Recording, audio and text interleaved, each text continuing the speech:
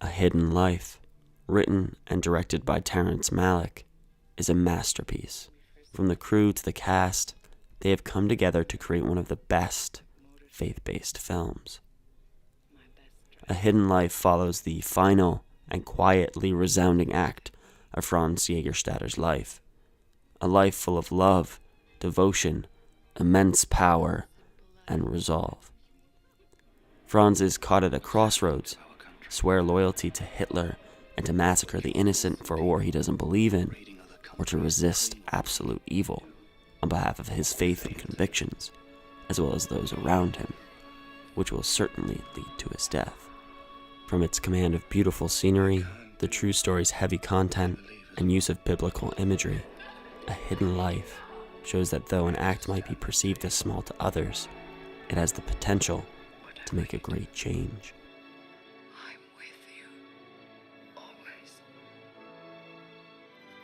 As much suffering A Hidden Life has, it has equal amounts of joy. August Diehl as Franz Jägerstätter and Valerie Pachner as his wife Fanny conveys the joys of a simple life, of working hard, passionately enjoying the companionship of the ones you love, and finding hope amongst a turbulent time. Pachner is able to convey the weight and balance the weight of Fanny's struggle to understand what her husband feels he must do is right, while at the same time questioning it, and later accepting it. Two vastly different ends on a scale she must balance to give life to the woman that lived through it in such a short time.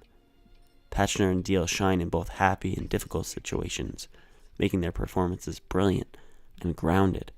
Never once did I question their choices to convey their characters' weaknesses, their strengths, their anguish, and their pain, making them the closest to the actual people that lived through this. Karl Markovics, as the mayor of the Jagerstatter's town, St. Radegund, is a scene stealer, and is by far the closest character we can get to examples of how people are acting currently, within politics and in some religious circles, with that absent-minded fervor and zeal.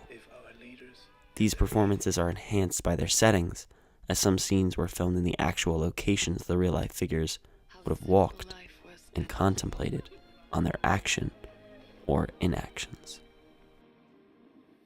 The cinematography by Jörg Widmer is as biblical as the story it is telling. The village in which the Jägerstatters live, St. Radegund, at the beginning of the film looks and feels as if it was the Garden of Eden itself. Green, mountainous, a wide-ranging valley, beautiful, resplendent, and seemingly never-ending, and yet restrictive and isolating, especially when the rest of the townsfolk turn against Franz and his family. Scenes in prison are dark, but still have some glimmers of light. Purgatorial, where Franz is troubled and at times doubtful, but that doubt fades with his rock and fortress of hope, Christ. While we aren't shown the fire and brimstone of hell, the audience witnesses it and goes through it to be laid down in green pastures by the film's closing.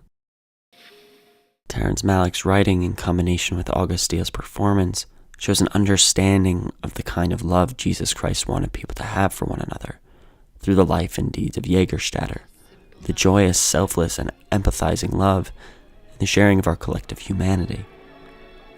Throughout the film, you feel this love in every action Jägerstätter does, from his relationship with his wife and children to his treatment of those that beat and revile him, just as Christ did.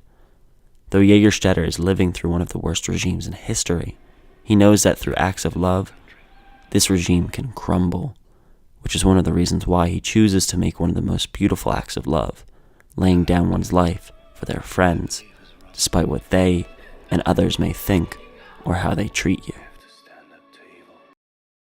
Malick also delves into the idea of the comfortable Christ, the one that we often see given more attention to today, the one that we see in televangelists like Joel Osteen, where he's preaching where everything is good, and about positivity and staying where you feel safe, where you are never challenged by the hard and truthful part of what Christ wants us to do in life. And that is to help others. Period. Full stop. No matter how you might see them or how they might see you. Jägerstatter is battling both the worldly and spiritual devil all at the same time, and is ridiculed and mocked by those who say they believe in the same Christ as he does, the one they see in depictions and hear of in church, the same one they say that they want to emulate, the one that teaches that we reap what we sow. But they are the Pharisees and people who called out to crucify Christ 2,000 years ago. Malick displays Jägerstatter's Christ-like sacrifice through the stages of Jesus' life through imagery. The audiences are able to see Christ's story through Jägerstatter, even if they aren't familiar with the original story. We see Christ's temptation through the conversations with his lawyer, his betrayal through Jägerstatter's friend, the mayor, persecution through the physical beatings he receives from the Nazis, as well as the ostracizing of his family, his trial, life, and the washing of his own Franz Jägerstätter, his own execution, and will be an example to those who see the light in the darkness when evil clouds around us, and when men are too weak to see that evil as strength. They will see Franz and his strength through Christ, and realize no matter how small or quiet they are perceived to be, they can make the loudest resonance for generations to come, when the evil they have faced is long gone.